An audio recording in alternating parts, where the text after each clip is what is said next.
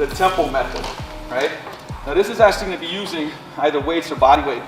And in the second there, same thing. We're going to go over. I'm going to show you something. But what we're going to do with the tempo method, what we're trying to do is build endurance and make our slow twitch muscle fibers bigger.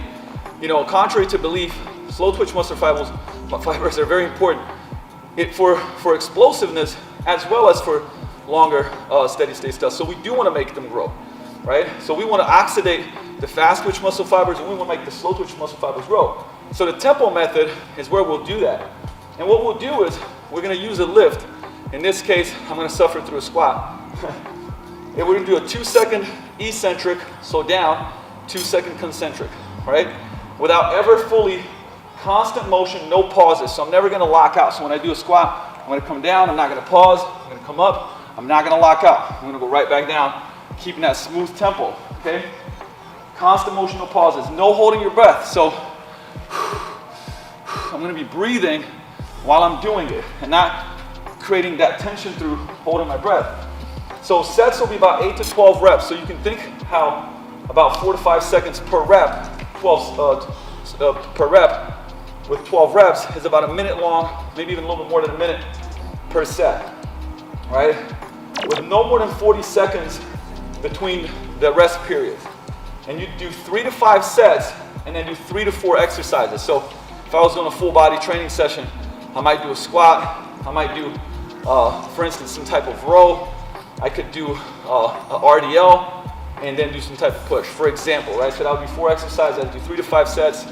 So what I'm going to do is I'm going to do a couple, right? I'm going to do a couple of sets just to show you guys when we start.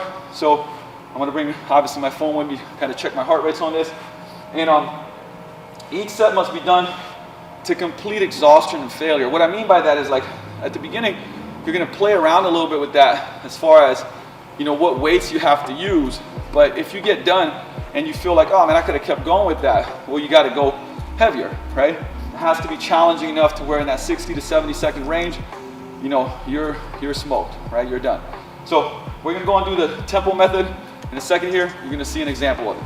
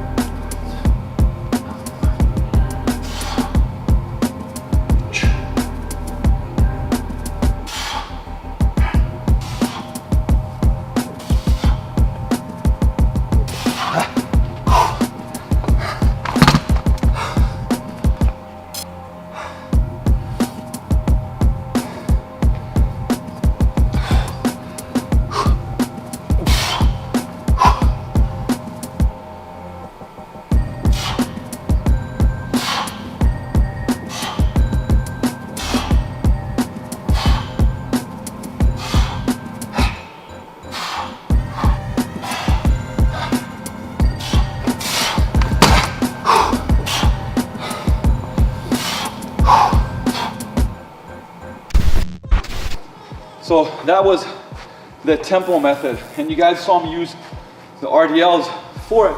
And you got to be, you know, obviously pay attention, pay mind to things like limiting factors like grip.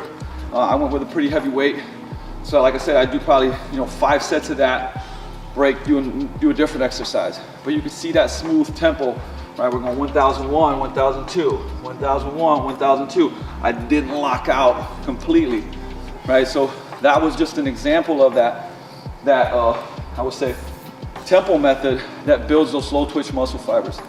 Okay, maybe a better example would have been, you know, doing a squat. At least I wouldn't have any grip issues, but nonetheless, like I said, giving you guys examples of, you know, those 4 different exercises. Could be a squat, RDL, a, you know, dumbbell bench or a push-up depending on your levels, and some type of row variation, for example.